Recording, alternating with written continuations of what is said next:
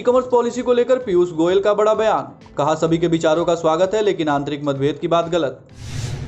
अगले 5 सालों में दुगना हो जाएगा कंज्यूमर इलेक्ट्रॉनिक का बाजार, पहुंचा 2 लाख करोड़ के पार।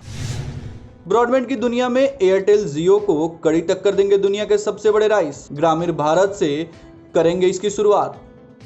बाजार में गिरावट से सेंसेक्स की टॉप 8 कंपनियों को हुआ 1.80 लाख करोड़ का नुकसान, वहीं आरआईएल को हुआ सबसे ज्यादा फायदा। अटल नवोन्मेषण मिशन के तहत 21 राज्यों को दिए गए 220.55 करोड़ रुपए, कुल 2324 स्टार्टअप का हुआ इनोवेशन।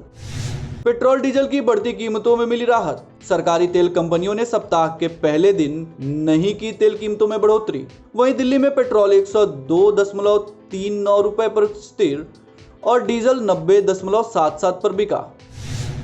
सरकार ने टेलीकॉम कंपनियों को इंटरेस्ट रेट में दी 2% की राहत, हर साल बचेंगे सैकड़ों करोड़ रुपए। यूको बैंक के अगले एमडी हो सकते हैं सोम शंकर प्रसाद, प्रधानमंत्री की अगुवाई वाली समिति लेगी अंतिम निर्णय।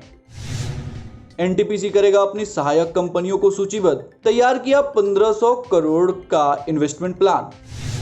रेट्रो टैक्स मामले में कंपनियां भविष्य में नहीं करेंगी दावा, सरकार ने इस कानून के जरिए विभिन्न कंपनियों से जुटाए थे 8100 करोड़ रुपए। अंतर्राष्ट्रीय तेल कीमतों में वृद्धि का असर, जेट ईंधन के दाम में 5.8% की बढ़ोतरी। एफपीआई ने लगातार दूसरे महीने भारतीय बाजार में दिखाया दम, सितंबर महीने में 26,517 करोड़ रुपए किए निवेश। अमेजन और फ्लिपकार्ट की त्योहारी बिक्री का जोरदार शुरुआत, छोटे 2 शहरों में बढ़ी मांगे। जल्द खत्म होगा एलआईसी के आईपीओ का इंतजार, अगले महीने नवंबर में एलआईसी सेबी के पास अपने आईपीओ के लिए दस्तावेज करेगी जमा। डीपी वर्ल्ड के सीईओ ने दी जानकारी, हाइपरलूप दुबई से पहले भारत में हो सकता है लॉन्च।